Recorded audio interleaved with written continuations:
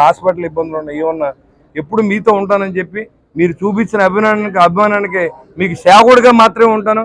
మీ మీద పెత్తనం చేయడానికి నేను లేను. అదేవిధంగా మీ సేవ చేసే అవకాశం ఇచ్చారు. ఖచ్చితంగా ఈ 5 సంవత్సరాల్లో మీకు సేవ చేస్తానని చెప్పి నాకు ఇంత సర్వీస్ చేసినటువంటి మీ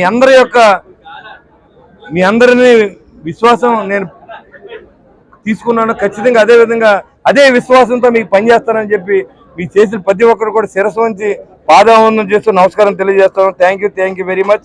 మరి నాకు ఈ అవకాశం కల్పించిన పవన్ కళ్యాణ్ గారు, నేను ఈరోజు రెండోసారి ఓడిపోయినప్పుడు కూడా నాకు మళ్ళీ సీట్ ఇవ్వడం ఇలాంటప్పుడు చాలా గొప్ప.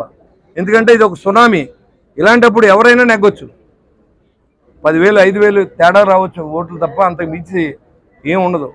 అయినా సరే అవి మనసులో పెట్టుకోకుండా నేను నెగ్గుతాను అని నమ్మకం ఉన్నప్పుడు కూడా బాబ్జీ నాతో ఉన్నాడు. తాతాజీ గారు కూడా ట్రై చేశారు.